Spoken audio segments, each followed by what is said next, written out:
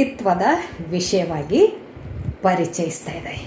ಆತನು ದಾನಿಯೇಲನು ರಾಜವಂಶದಲ್ಲಿ ಹುಟ್ಟಿರುವಂಥ ಒಬ್ಬ ವ್ಯಕ್ತಿಯಾಗಿದ್ದನು.